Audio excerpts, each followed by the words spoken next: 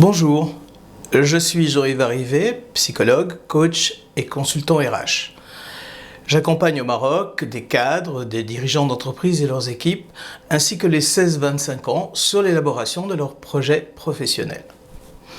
Aujourd'hui, je vais vous proposer de faire un focus sur ce que certains considèrent comme une véritable qualité professionnelle, mais aussi plus globalement comme une qualité relationnelle, sociale, et ce depuis des siècles selon les philosophes. Je veux parler de l'humilité.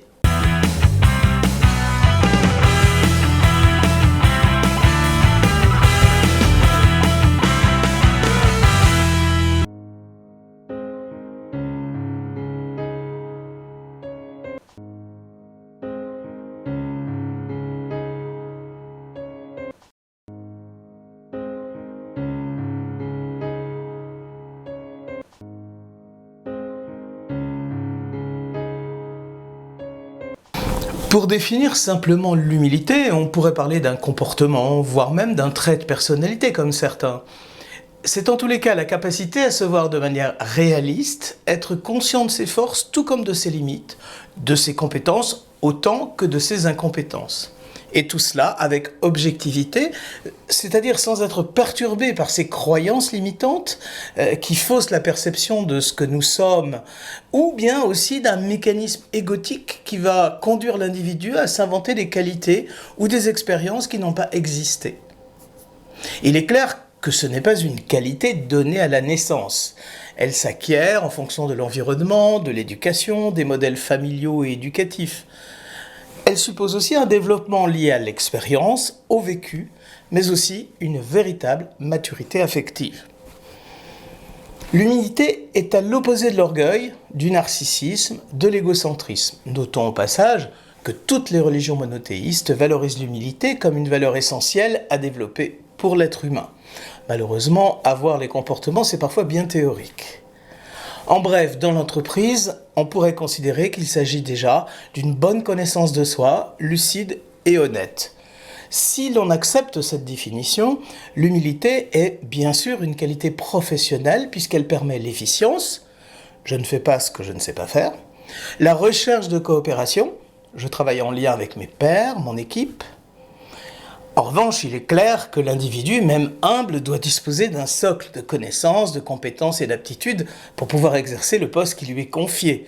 Si l'écart entre le portefeuille de compétences attendues et celle du collaborateur est important, l'humilité ne servira pas à grand-chose.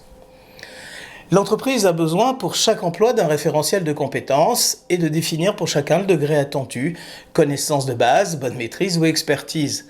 Si le candidat est choisi à la lumière de cet outil, il sera la bonne personne et son humilité, si elle est authentique, lui permettra de s'intégrer harmonieusement dans le monde du travail.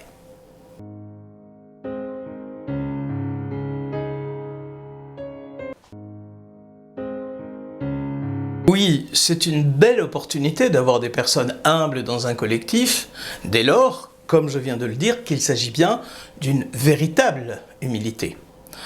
En effet, la fausse humilité qui vise à obtenir des compliments de la part de l'entourage, par exemple « mais non, tu es bien meilleur que tu ne le dis » ou encore « tu es parfait, sans toi, que ferait-on » est vraiment pénible et l'équipe se sent même manipulée à la longue. Cela évoque le comportement d'une personnalité narcissique qui interroge son miroir, tout comme le faisait la belle-mère de Blanche-Neige. « Miroir, mon beau miroir, suis-je toujours la plus belle ?» Le risque est parfois de masquer un manque de confiance en soi. Je ne me vois pas lucidement, je ne repère pas bien mes capacités malgré les feedbacks de mon entourage, voire un manque d'estime de soi plus profond. Comme nous le savons, l'estime de soi est un terme qui désigne le jugement, l'évaluation qu'une personne a de sa propre valeur. Dans ce cas, la perte de l'estime de soi n'est plus du tout de l'humilité. C'est plus sûrement l'expression d'une souffrance psychologique, voire même d'une pathologie qui ne peut être dépassée que dans le cadre d'un travail sur soi. Clairement, le collègue ou le manager authentiquement humble est un partenaire de travail idéal.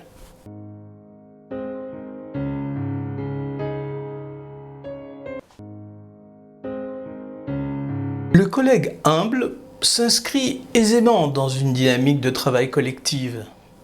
Il est capable de donner le meilleur de lui-même dans ses zones de compétences et de demander de l'aide ou de rechercher la coopération lorsque c'est utile. Cela lui permet en plus de progresser régulièrement pour le coup car il sait apprendre des autres.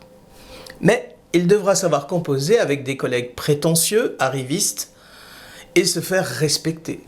Il est loin d'être à l'abri des coups bas fomentés par ceux qui associent humilité et faiblesse.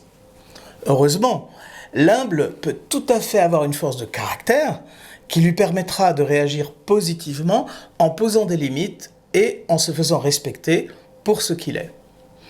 Il sera d'ailleurs aidant pour une personne qui manque de confiance en elle, dans son entourage, et pour être un bon mentor. Il saura pointer les aspects positifs d'un collaborateur et l'aidera même, si elle y est prête, cette personne, à se revaloriser avec objectivité.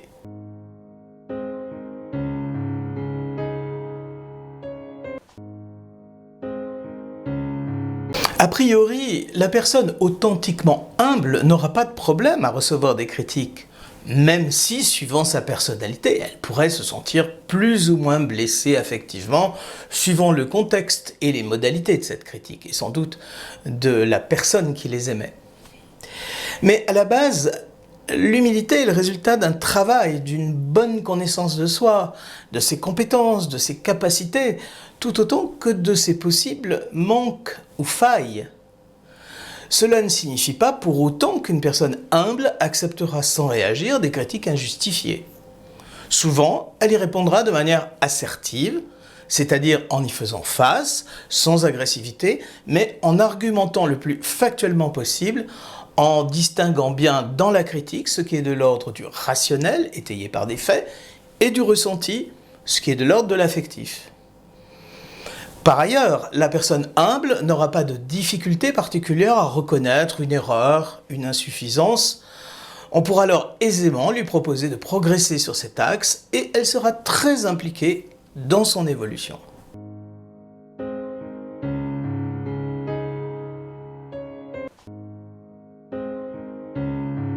Pour ma part, je suis persuadé qu'un leader humble pourra en effet trouver sa légitimité rapidement, et ce d'autant plus qu'il sera aussi charismatique. Il saura donc mettre ses compétences, son attention et son respect des autres, son sens de l'écoute également, au service d'un leadership efficace. Il ne cherchera pas à flatter les bas instincts, la servilité, la flatterie, mais au contraire la coopération, la reconnaissance, les attitudes positives et constructives. Il encouragera le travail en équipe, il acceptera l'erreur dès lors qu'elle est reconnue par son auteur et analysée pour mettre en place des mesures correctives adaptées. Il n'hésitera pas à déléguer, à faciliter le développement des collaborateurs. Il devra bien sûr savoir repérer les jugements implicites de certains, ne pas accepter les attitudes méprisantes et contre-productives au sein du collectif. Encore une fois, l'humilité n'empêche en rien la compétence à poser un cadre, des règles, et à les faire respecter avec fermeté dès lors que cela fait partie de la mission confiée par l'entreprise. J'apporterai néanmoins une nuance à mon propos. Cela sera d'autant plus facile que les valeurs culturelles du pays et celles de l'entreprise seront en cohérence avec les valeurs de l'humilité. Respect des personnes, équité, parité homme-femme, transparence, honnêteté. Dans certaines cultures où l'on confond encore savoir, diplôme et compétences opérationnelles, aptitude à occuper un poste et ancienneté générale des services, où l'on pense que le chef a toujours raison et qu'il est d'autant plus légitime que c'est un homme et qu'il est âgé, il y a encore beaucoup de chemin à parcourir avant de faire que l'humilité ne soit pas seulement qu'un beau concept philosophique ou religieux. Tout comme l'éthique, l'humilité authentique ne peut être un simple affichage.